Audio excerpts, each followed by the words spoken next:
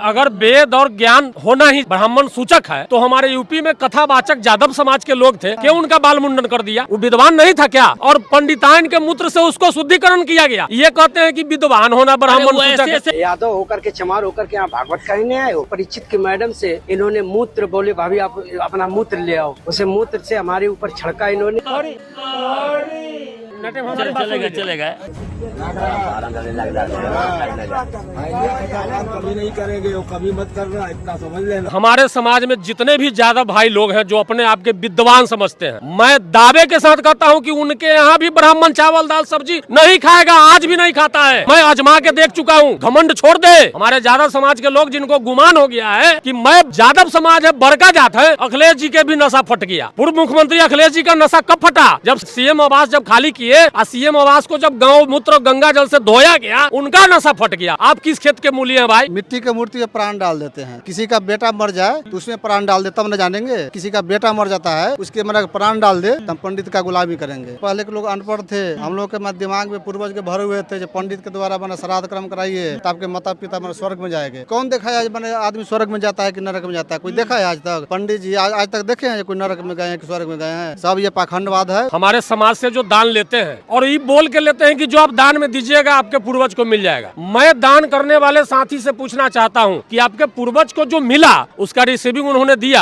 आज तक इसका प्रूफ मिला? कि अगर हमको लंबे समय तक किसी देश पर शासन करना है तो अपनी संस्कृति उसके दिमाग में डालना होगा। इसीलिए उन लोगों ने हजारों साल में इन संस्कृतियों का निर्माण किया और हमारे लोगों के दिमाग में ये प्रोग्राम कर दिया इस संस्कृति जो हमारी नहीं है, और उसी संस्कृति को हमारे लोग ढो रहे हैं। और संस्कृति जिसकी होती है उसी की सत्ता होती है। तो इस संस्कृति को जड़ से उखाड़ के फेंकना होगा जो ब्राह्मणी संस्कृति है उसको, और अपनी भारत की जो संस्कृति रही है, प्राचीन संस्कृति, बौद्धिक संस्कृति, उसको स्थापित करना होगा। जाति पर न पाति पर यादव समाज ने हमला किया ब्राह्मणवाद के छाती पर। और मैं ऐसा क्यों कह रहा हूँ, इसके पीछे बहुत बड़ा कारण है। ये देखिए एक पोस्टर, भारतीय मूल निवासी सांस्कृतिक मंच के तत्वाधान में श्रद्धांजलि महासभा कार्यक्रम। शारदा देवी जिनका निधन हुआ था, उनके निधन के पश्चात उनके परिवार वालों ने शोक सभा का आयोजन किया और इस शोक सभा में न पिंडदान हुआ, न कोई कर्मकांड हुआ, न कोई दान दिया गया, न कोई दक्षिणा दिया गया, और न ही किसी एक विशेष व्यक्ति को जिन्हें पुरोहित कहा जाता है उनको भी नहीं बुलाया गया। तमाम बहुजन समाज के लोग इस सभा में थे, तमाम बहुजन समाज के इंटेलेक्चुअल इस मंच पे थे और वो भाषण दे रहे थे। तमाम बहुजन समाज के पुरुष महिलाएं इस सभा में थे, वो उनकी बातें सुन रहे थे और वो पाखंड, अंधविश्वास, कर्मकांड के खिलाफ बातें कर रहे थे, संविधान की बातें कर रहे थे, ज्ञान की बातें कर रहे थे। वो ये नहीं कह रहे थे कि गोबर पूज लीजिए, पत्थर पूज लीजिए, आप खटिया दान कर दीजिए आपके माताजी को मिल जाएगा, आप गाय दान कर दीजिए आपके माताजी दूध पिएंगे, आप चप्पल दान कर दीजिए आपकी माताजी पहन लेंगे। वो अलग बात है कि आपके माताजी को 5 नंबर चप्पल होता है और वो मांग लेंगे 6 नंबर क्योंकि उनको 6 नंबर आता है उनके घर परिवार वालों को, तो ये अलग बात है। वैशाली जिले के सलाह पंचायत में महमदपुर गाँव में इन लोगों ने कर्मकांड, पिंडदान, इन तमाम कुरीतियों का बहिष्कार किया है। तमाम लोग मेरे साथ हैं, इनसे बात करके समझते हैं कि इस प्रकार का जो बदलाव है वो लगातार क्यों हो रहे हैं और इसका मुख्य उद्देश्य क्या है। क्या नाम है सर आपका? मेरा नाम अवधेश राय है और मैं पूर्व में भारतीय रेल में स्टेशन अधीक्षक के पद पर तैनात था। 31 अक्टूबर 2025 को मैं सेवानिवृत्त हुआ हूं। और साथ में सबसे बड़ी बात है कि दुनिया में अगर कोई धर्म है तो मानव धर्म है। मानव की सेवा ही सच्ची सेवा है, उससे बढ़कर कोई भी धर्म नहीं है। और जाति अगर कहा जाए तो मानव में 2 ही जाति है, पुरुष और स्त्री का। लेकिन हमारे समाज को न जाने उन मनुवादियों ने जिस प्रकार जातियों में बांटकर अपने को सर्वस्व सबसे ऊपर माना और हमारे लोगों को पढ़ने से भी वंचित कर दिया। आज उसी विषमता को दूर करने के लिए हम लोग इस कार्यक्रम को आगे बढ़ाए हैं और आगे बढ़ाने का काम करेंगे।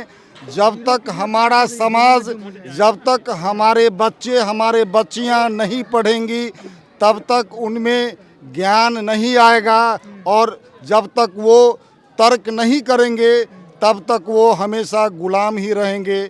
इसलिए मैं यह संदेश देना चाहता हूँ, असमानता को दूर करने के लिए हमें अपने बच्चों को पढ़ाना होगा और जो पाखंड है, अंधविश्वास है, उसका समूल नष्ट करना होगा। जिसके जड़ में मनुवाद है, इस मनुवाद का मैं खंडन करता हूँ, मैं इसका कट्टर विरोधी हूँ। समाज में समानता लाने के लिए ये आवश्यक है कि हमारे जो लोग अभी तक शिक्षा से वंचित हैं, उन्हें पूजा पाठ में रहने के लिए कहा जा रहा है और एक तरफ उन्हें शिक्षा से वंचित किया जा रहा है। वे इस अधिकार को समझे। हमें संविधान चाहिए, हमारा देश संविधान से चल रहा है और चलेगा भी। इसके लिए हमें संघर्ष करना पड़ेगा। आप कह रहे हैं कि समानता स्थापित करना चाहते हैं, लेकिन ये जो कार्यक्रम हुआ है जिसमें आपकी माँ, हम मेरी माँ है, तो आप माता जी के निधन के बाद आपने जो ये कार्यक्रम का आयोजन करवाया, जिसमें जो पहले की जो व्यवस्था है, जिसमें पिंडदान, कर्मकांड, दान, दक्षिणा एक पुरोहित होते हैं उनको दिया जाता है और उनसे सारा कार्य संपादित करवाया जाता है, लेकिन वो सभी चीज़ें आपने नहीं करवाया है। तो ऐसा क्यों? क्योंकि इसमें समानता वाली बात, बराबरी वाली बात तो है नहीं। इसमें वो कर्मकांड, सारी परंपराओं को आपने क्यों छोड़ा और उनसे क्यों नहीं करवाया? इस पर सबसे पहली बात यदि कहा जाए तो जिस कर्मकांड की चर्चा होती है और लोग कर्मकांड का अनुसरण करते हैं, तो मैं इसका विरोध इसलिए किया हूँ कि जो कर्मकांड कराने वाले हमारे ब्राह्मण हैं, उनमें कोई योग्यता नहीं होती है और वे आचरण को नहीं मानते हैं। वे उनका आचरण उस कर्मकांड को कराने के लायक नहीं होता है और जब तक कर्मकांड कराने वाले पंडित आचरण से अच्छे नहीं होंगे तो हमें कर्मकांड का कोई भी फल नहीं मिलेगा, बल्कि कर्मकांड का प्रतिफल ही मिलेगा। जिस प्रकार हम यदि खेत में अगर बबूल रोपेंगे तो उसमें आम नहीं फलेगा, वही बात है कि अगर हम कर्मकांड को करेंगे तो उससे हमारा कोई कल्याण नहीं होगा।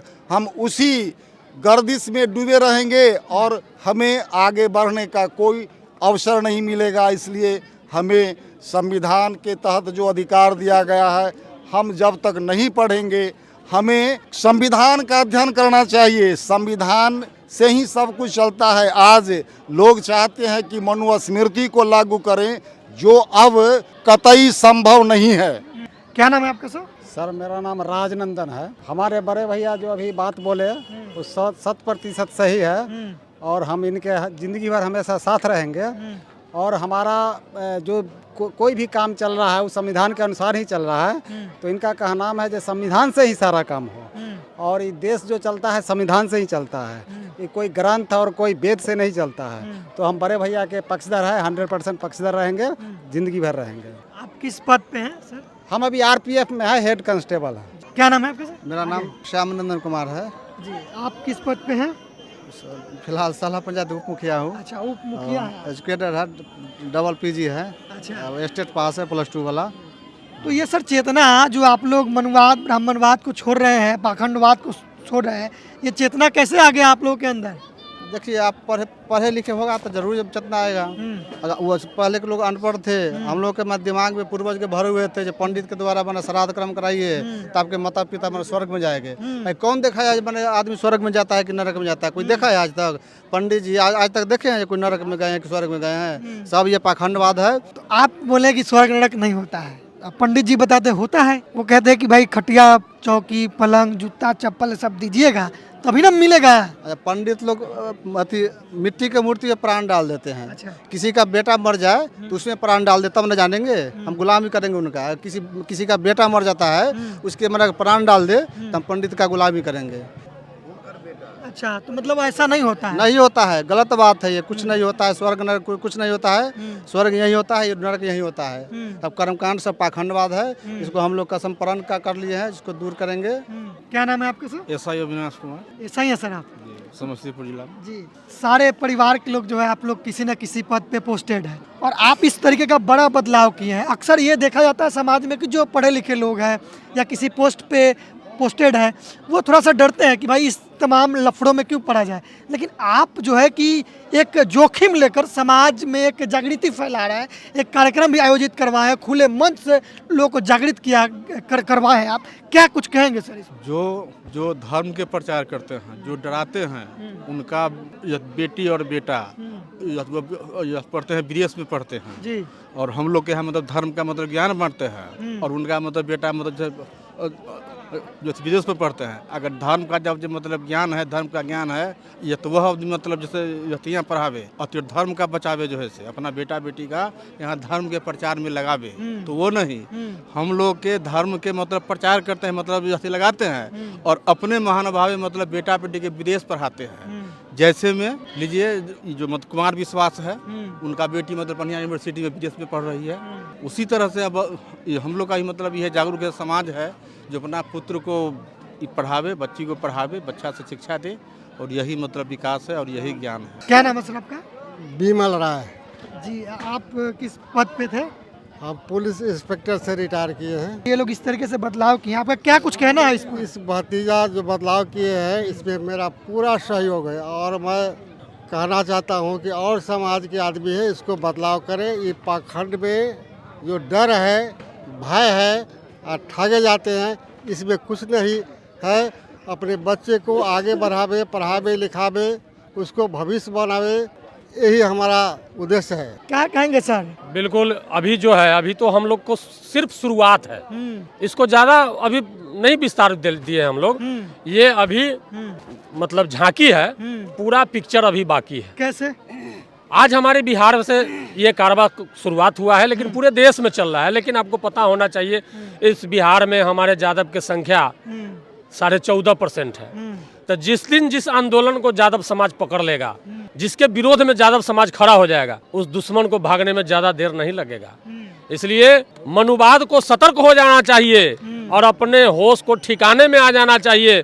और आज हमारा यूजीसी जो बिल जो आया है, जो मनुवाद के प्लानिंग के तहत, इसमें तो स्टे लगा दिया गया, प्लानिंग के तहत बिल लाया SC OBC को अपने पक्ष में करने के लिए। उसी का प्लान था कि एक ठो उठ के चल जाओ सुप्रीम कोर्ट में। वहाँ बैठा हुआ कौन है? बैठा हुआ वही लोग है जो आज हमारे समाज में पुरोहित बन के पैर पुजवाते हैं। इस यूजीसी के विरोध करने वाला कोई और लोग नहीं है। SC ST OBC के कोई नहीं है, न इसमें कोई मुस्लिम लोग है, न इसमें कोई सिख है, न कोई ईसाई है। इसका जो भी यूजीसी का विरोध करने वाले लोग हैं, केवल सवर्ण क्लास के लोग हैं। तो हमारे लोगों को आंख खुल रहा है, और उसी आंख खुलने का नतीजा है यादव समाज के यहाँ इस तरह के कार्यक्रम आप देख रहे हैं। और ब्राह्मणवाद को जड़ से इन्होंने उखाड़ के फेंकने का काम इन्होंने किया है। और बड़ा खुशी के बात ये बात का है कि आमतौर पर देखा गया है कि कहीं कहीं पर जो है ना, एक भाई ब्राह्मणवाद का काम करता है, एक भाई मनुवाद का काम करता है। हम खुशी हैं, इस परिवार से खुशी है। मैं सैल्यूट करना चाहता हूं कि ऐसे एजुकेटेड परिवार में 4 भाई हैं और चारों भाई एक सुर से ब्राह्मणवाद का विरोध किया है। मैं सैल्यूट करता हूं ऐसे हमारे जाबाज साथी को। और मैं माता शारदा देवी को भी नमन करना चाहता हूं कि ऐसे 4 सपूत इन्होंने पैदा किया। कि वो जो करवाते हैं 2-3-4 चीजें, स्वर्ग में भेजना, दान करवाना, बाल मुंडन करवा देना, क्या क्या दान करवाना, बहुत कुछ करवाना, उतरी सुतरी, इंडा पिंडा, सब कुछ करवा देते हैं। आपका क्या तर्क है? क्या कहना चाहेंगे जो उनके खंडन करेगा आपका तर्क? देखिए, मैं तो कहता हूं कि दान जो लिए, हमारे समाज से जो दान लेते हैं और ये बोल के लेते हैं कि जो आप दान में दीजिएगा आपके पूर्वज को मिल जाएगा। मैं दान करने वाले साथी से पूछना चाहता हूं कि आपके पूर्वज को जो मिला उसका रिसीविंग उन्होंने दिया? आज तक इसका प्रूफ मिला? हम अगर दान कर दिए, अपने माता पिता के लिए दान कर दिए, इसका कोई रिसीविंग अगर किन्हीं को मिला है, तब मैं कहिए उनको जीवन भर के लिए मैं अपना गुलामी लिख दूंगा, उनके चरणों में मैं गुलामी करूंगा, अगर उनके माता पिता अगर रिसीविंग वहां से भेज दिए होंगे तो। मैं ये कहना चाहता हूं। और दान देते देते हमारे हजारों पूर्वज, न जाने कितना पूर्वज मर गए। आज के तिथि में भी क्या है? गरीब, लाचार, कमजोर, अशिक्षित आज के तिथि में है। और हमारे समाज से दान लेने वाला के लोग बच्चा क्या कर रहा है? आज पार्लियामेंट के अंदर बैठा हुआ है, आज कोर्ट के अंदर बैठा हुआ है, हमारे ही यूजीसी के खिलाफ में, ओबीसी के आरक्षण के खिलाफ में हथौड़ा पटकता है। आपसे दान ले हमसे पैसा, जी जी हमसे पैसा लेकर के, हमसे दान लेकर के आज हमारे खिलाफ में कानून बना करके बैठा हुआ है। अब तो खुला है, हमारे यादव समाज का नजर खुला है और यही नजर खुलने का नतीजा है जो कार्यक्रम आप देख रहे हैं। डॉक्टर राम नरेश सिंह यादव जी हैं, मूल निवासी सांस्कृतिक मंच के राष्ट्रीय उपाध्यक्ष। सर क्या कहेंगे, हम आपसे थोड़ा साइंटिफिकली बात करेंगे कि क्या ये संभव है जो वो लोग करते हैं, मरने के बाद खाना खिलाना, पानी पिलाना, दान देना, साइंटिफिकली ये संभव है? क्या कहेंगे, आपका क्या तर्क है? बिना लॉजिक का बात है, इसमें कोई लॉजिक ही नहीं है। एक साधारण पढ़ा लिखा व्यक्ति भी इस बात को समझ सकता है, इसमें कोई बहुत बड़ा रॉकेट साइंस नहीं समझने में, एकदम सिंपल सी बात है। कम पढ़ा लिखा व्यक्ति, नहीं पढ़ा लिखा व्यक्ति भी समझ सकता है कि जो इंसान के शरीर से प्राण निकल गया, जिनकी मृत्यु हो गई, उनके लिए इस दुनिया में अब कुछ भी नहीं बचता है। उनको चाहे आप मिठाई भेजिए, 2 तकिया भेजिए, रजाई भेजिए, गद्दा भेजिए, कुछ भेजिए, उनके यहाँ तक नहीं पहुँचने वाला। ये तो बिल्कुल तार्किक बात है, इसमें कौन बात है, इसमें कोई बहुत बड़ा साइंस तो नहीं है, साधारण बात है। सब ये धंधा है और आपसे ठगी किया जा रहा है और ठग करके वो अपना जो है माने घर भर रहे हैं और हम कंगाल के कंगाल बने जा रहे हैं। तो ये बात हमारे समाज के लोगों को समझ में आ गई। आपने समझा दिया कि ये संभव नहीं है, साइंटिफिक तरीके से कहीं नहीं। थोड़ा सा भी सोचेंगे तो पता चल जाएगा। दूसरा सवाल ये कि आखिर इसके पीछे षड्यंत्र क्या है, ऐसा ये करते क्यों है जिसके कारण आप छोड़ रहे हैं? षड्यंत्र यही है कि ये मनुवादी लोग जो है हजारों साल से हमारे लोगों के दिमाग में ये प्लान कर दिया।